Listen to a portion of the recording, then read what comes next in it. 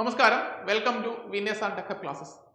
Kerala water authority overseer grade 3 പരീക്ഷ mechanical അതുപോലെ തന്നെ സിവിൽ ഉദ്യോഗത്തിൽ അപ്ലൈ ചെയ്തിരുന്ന എക്സാം ആയിരുന്നു. അത് കഴിഞ്ഞ മാസം കൺഫർമേഷൻ വന്ന് സെപ്റ്റംബർ മാസം നടക്കേണ്ട എക്സാം ആയിരുന്നു. അതിനകത്തുള്ള സിലബസിന്റെ പ്രശ്നത്തെ തുടർന്ന് അത് ഒന്ന് പോസ്റ്റ്പോൺ ചെയ്ത് പുതിയ ഡേറ്റ് വന്നിട്ടുണ്ട്, പുതിയ സിലബസ് വന്നിട്ടുണ്ട്. ഒക്ടോബർ 30-നാണ് പുതുതായിട്ട് എക്സാം നടത്താൻ പോകുന്ന ദിവസം. ഒരുപാട് സമയമുണ്ട്. ഓഗസ്റ്റ് ഫുള്ളുണ്ട്, സെപ്റ്റംബർ ഫുള്ളുണ്ട്, ഒക്ടോബർ ഏറ്റവും അവസാനമാണ്, കൂടാതെ ജൂലൈയിലുള്ള ബാക്കി ദിവസങ്ങളുണ്ട്. മെക്കാനിക്കൽ അതുപോലെ തന്നെ സിവിൽ ഉദ്യോഗാർത്ഥികളാണ് അതിന്റെ എക്സാം അപ്ലൈ ഉണ്ടായിരുന്നത്. നിങ്ങൾ എക്സാം കൺഫർമേഷൻ കൊടുക്കാൻ മറന്നുപോയവരാണ്. കഴിഞ്ഞ വട്ടം നിങ്ങൾ വന്നപ്പോൾ കൺഫേം ചെയ്തില്ലെങ്കിൽ പോലും നിങ്ങൾക്ക് വീണ്ടും ഒരു അവസരമാണ് PSC തന്നിരിക്കുന്നത്. നിങ്ങൾക്ക് കൺഫർമേഷൻ കൊടുക്കാനുള്ള വീണ്ടും ഒരു ചാൻസ് ഇപ്പോൾ വന്നിട്ടുണ്ട്. നിങ്ങൾ ആ എക്സാം അപ്ലൈ ചെയ്തിട്ടുള്ളതാണെങ്കിൽ, നിങ്ങൾ ഒരു ജോലി നോക്കുന്നവരാണെങ്കിൽ തീർച്ചയായിട്ടും നിങ്ങൾ അതിന് കൺഫർമേഷൻ കൊടുത്ത് എക്സാം എഴുതുക. പ്രത്യേകിച്ച് മെക്കാനിക്കൽ ഉദ്യോഗാർത്ഥികൾ, അവരോടാണ് എനിക്ക് കൂടുതൽ പറയാനുള്ളത്.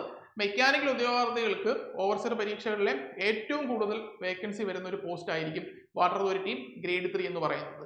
അപ്പം അതിനകത്ത് സാധാരണ കഴിഞ്ഞ റാങ്ക് ലിസ്റ്റ് നിങ്ങൾ അനലൈസ് ചെയ്താൽ മനസ്സിലാവുന്ന കാര്യം, അതിനകത്ത് ടോപ്പ് ആര് വന്നാലും ഏത് ബ്രാഞ്ചുകാർ വന്നാലും, ഇപ്പൊ ഇൻ കേസ് സിവിലുകാരാണ് ആദ്യത്തെ 100 റാങ്കിൽ വന്നാലും 200 റാങ്കിനുള്ളിൽ വന്നാലും അവർ തന്നെയായിരിക്കും മിക്കവാറും LSTD, PWD, ഇറിഗേഷൻ, ഹാർബർ പോലുള്ള മറ്റ് തസ്തികകളിൽ അവരായിരിക്കും റാങ്ക് ലിസ്റ്റിലുള്ളത്. ഈവൻ എയിലുള്ള ആൾക്കാർ പോലും ഇത് റാങ്ക് ലിസ്റ്റ് വന്ന് അഡ്വൈസ് കിട്ടി ജോലി പോയിട്ടുണ്ട്.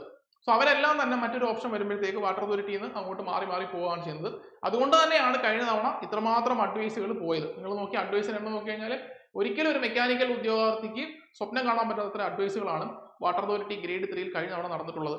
ഈ വട്ടം സമാനമായിട്ട് തന്നെയാണ് എക്സാം നടക്കുന്നത്. ഇപ്പം ഈ എക്സാം നടക്കുന്ന സമയത്ത് തന്നെ LSTD പരീക്ഷയുണ്ട്, LSTD AE ഉണ്ട്, അതുപോലെ തന്നെ grade 1 LSTD, PWD, irrigation grade 1 പരീക്ഷയുണ്ട്, അതുപോലെ തന്നെ ഓവർസിയർ പരീക്ഷകൾ, ഓവർസിയർ, LSTD, PWD, ഇറിഗേഷൻ പോലെ ഒട്ടനവധി, ഹാർബർ പോലെ ഒട്ടനവധി എക്സാമുകളാണ് സിവിലുകാർക്ക് നടന്നുകൊണ്ടിരിക്കുന്നത്. തീർച്ചയായിട്ടും ഇതിലെല്ലാം തന്നെ കോമൺ കാൻഡിഡേറ്റ്സ് ഉണ്ടാവും. അവരെല്ലാം തന്നെ ആദ്യം വാട്ടർ അതോറിറ്റി കയറിയാൽ പോലും അവർ പിന്നെ മാറി മാറി മാറി മറ്റു ഡിപ്പാർട്ട്മെന്റിലോട്ട് മാറിക്കൊണ്ടിരിക്കും. അതാണ് കഴിഞ്ഞ തവണ നടന്നതും അങ്ങനെ തന്നെയാണ് ഇനി നടക്കാൻ പോകുന്നതും അങ്ങനെ തന്നെയായിരിക്കും. അതുകൊണ്ട് തന്നെ എൻ്റെ പ്രിയപ്പെട്ട മെക്കാനിക്കൽ ഉദ്യോഗാർത്ഥികൾ, നിങ്ങൾക്ക് ഈ പരീക്ഷ ഒന്ന് കഷ്ടപ്പെട്ട് പഠിക്കാൻ, നിങ്ങളുടെ മുന്നിൽ 90 ദിവസം അല്ലെങ്കിൽ 100 ദിവസത്തിനടുത്ത് സമയമുണ്ട്. നിങ്ങൾ പഠിക്കാൻ തയ്യാറാണെന്നുണ്ടെങ്കിൽ കുറച്ച് കഷ്ടപ്പെടേണ്ടി വരും. സിവിലെ ബിൽഡിംഗ് മെറ്റീരിയൽസും കൺസ്ട്രക്ഷനും സർവേ എല്ലാം പഠിക്കേണ്ടി വരും.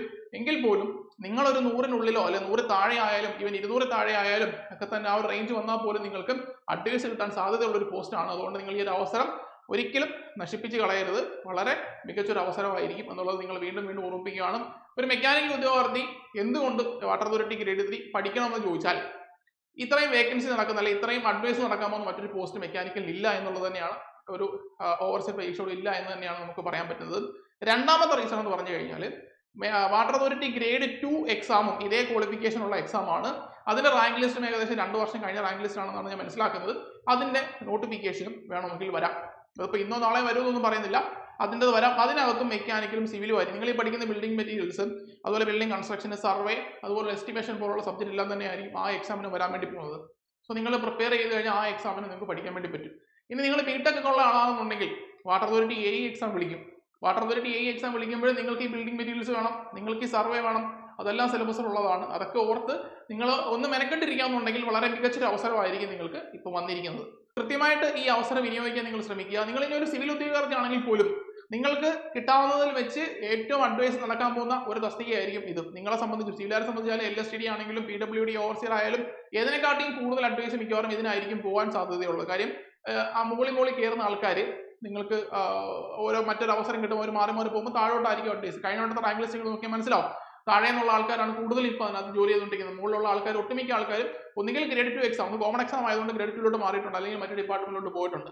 സോ ആ ഒരു അവസരം കൃത്യമായിട്ട് വിനിയോഗിക്കുക. സിവിൽ ഉദ്യോഗാർത്ഥികളാണെങ്കിൽ നിങ്ങൾ ഓൾറെഡി സിവിൽ പോർഷൻസ് കംപ്ലീറ്റ്, നിങ്ങളിപ്പോൾ ഈ പറഞ്ഞ PWD എക്സാം, വരാൻ പോകുന്ന എക്സാം, അതുപോലെ തന്നെ ഹാർബർ എക്സാം, LSTD എക്സാമിന് വേണ്ടിയിട്ടൊക്കെ, ഈ ഗ്രേഡ് 3 എക്സാമിന് വേണ്ടിയിട്ടൊക്കെ നിങ്ങൾ പഠിച്ചിട്ടുള്ളതായിരിക്കും. സോ നിങ്ങൾക്ക് മെക്കാനിക്കൽ പോർഷൻസ് കൃത്യമായിട്ട് നോക്കാവുന്നതാണ്. വളരെ കുറച്ച് കാര്യങ്ങൾ അതിനകത്ത്, വലിയ പാടുള്ള ടോപ്പിക്കുകളൊന്നും തന്നെ ഇല്ല. നിങ്ങളൊന്ന് പ്രിപ്പയർ ചെയ്യാമെന്നുണ്ടെങ്കിൽ നിങ്ങൾക്ക് റാങ്ക് ലിസ്റ്റ് വരാം. നിങ്ങൾ ഇനി മറ്റ് റാങ്ക് ലിസ്റ്റിലൊന്നും ജോലി കിട്ടാതിരിക്കുന്നവരാണെങ്കിൽ പോലും, സിവിൽ ഉദ്യോഗാർത്ഥിയാണെങ്കിൽ പോലും ഈ റാങ്ക് ലിസ്റ്റിൽ നിങ്ങൾക്ക് നല്ലൊരു ജോലിക്ക് സാധ്യതയുണ്ട്.